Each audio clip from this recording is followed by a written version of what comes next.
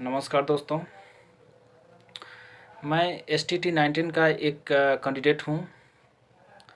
और जैसा कि आप लोगों को पता है कि हम लोगों का बहाली लंबे समय से फंसा हुआ है। और कल हम लोगों ने रिज़ल्ट का 1 साल पूरा किया। कल एनिवर्सरी था और आप लोग देख रहे होंगे कुछ लोग एनिवर्सरी भी मनाने का काम कर रहे थे। तो हम लोगों को ऐसा ना हो कि फिर से एनिवर्सरी मनाना पड़े। हम लोगों की बहाली में बीच में सिर्फ 2 ही दीवार है। इस दीवार को तोड़ना बहुत ज़रूरी है। पहला है छठा चरण, दूसरा है PIL। छठा चरण जब तक होगा नहीं, सतवां सरकार करेगी नहीं।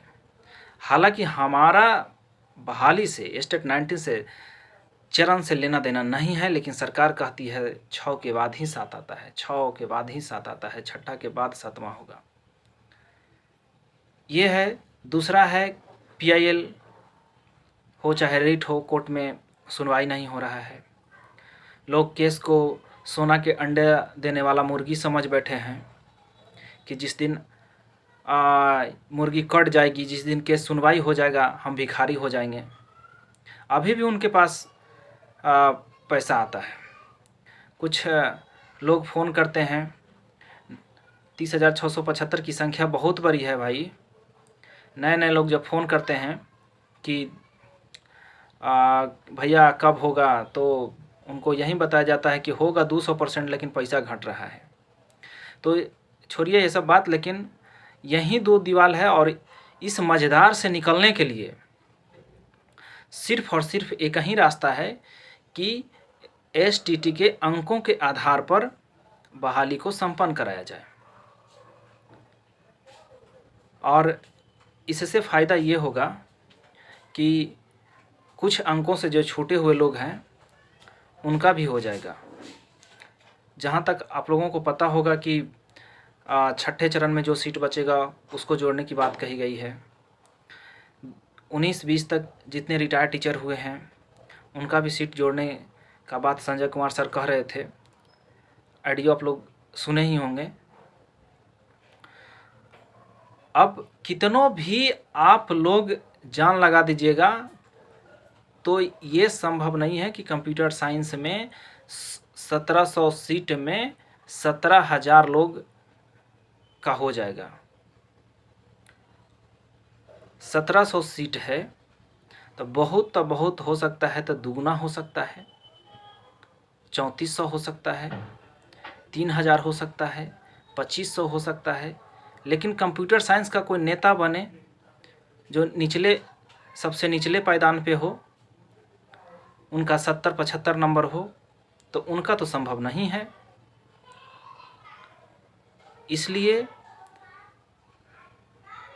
इसको STT के अंकों के आधार पे बहाली को संपन्न कराना बहुत ज़रूरी हो गया है।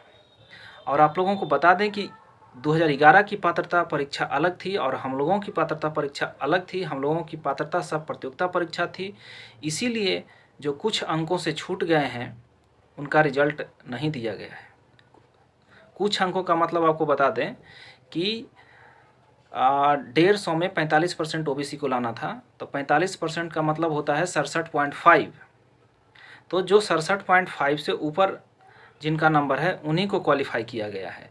लेकिन पात्रता परीक्षा में ये होता है कि 67.5 है, तो अगर उसका वैल्यू होता 67.67 तो अलग बात था। लेकिन 67.5 है तो 67.1, 67.2, 67.3 वाले को कंसीडर कर लिया जाता है।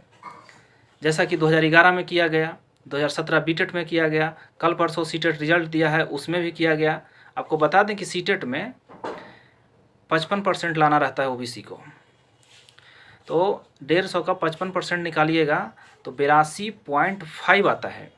इसका मतलब ये हुआ कि 82.5 से ऊपर लाएंगे उन्हीं की रिजल्ट होना चाहिए था। लेकिन CTET ने कल परसों 82 नंबर वाले को भी क्वालिफाई किया, 82.2 को, 82.3, 82.4 तक को क्वालिफाई करता है। और सदियों से ऐसा CTET करते आ रहा है, क्योंकि ये दूसरे तरह का पात्रता परीक्षा है। और हम लोगों की जो 2019 की पात्रता था उसमें स्पष्ट रूप से कहा गया था कि ये प्रतियोगिता परीक्षा है, कॉम्पिटिटिव नेचर का एग्ज़ाम है, इसमें 37,000 लोगों को ही पात्र करना है, जिसमें 30,675 लोग पात्र हुए हैं, मेरिट में हैं। तो इसलिए कितनों नाक लगा लीजिएगा आप लोग, तो हमें तो ऐसा लग रहा है कि डिस्क्वालीफाई का सर्टिफिकेट आप लोगों को मिल जाएगा। इसलिए मात्र एक ही रास्ता है कि एस्टेट के अंकों के आधार पर बहाली को संपन्न कराया जाए। दूसरी बात, ये हम लोगों का कॉम्पिटिटिव एग्ज़ाम था, इसीलिए जनरल महिला को 5% का आरक्षण नहीं दिया गया, उसको भी 50% पे क्वालिफाई करवाया गया है, जबकि उसको 45% मिलना चाहिए था। ये कॉम्पिटिटिव नेचर का एग्ज़ाम था, इसीलिए अपेयरिंग छात्रों को मौका नहीं दिया गया।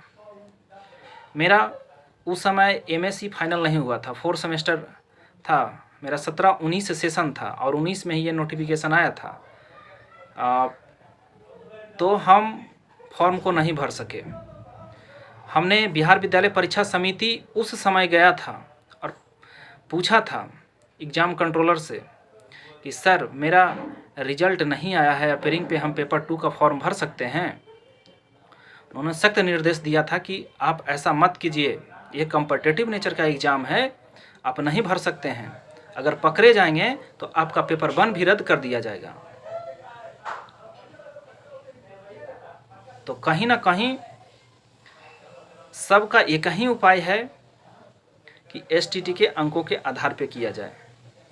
जब आपको बता दें कि 67.5 होता है 45% और 67.1 67.2 वाले संजय कुमार सर से मिले थे 6 महीना पहले, तो उनका एक ही बात कहना था कि ये कॉम्पिटिटिव नेचर का एग्ज़ाम है, हम आप लोगों को क्वालिफाई नहीं कर सकते।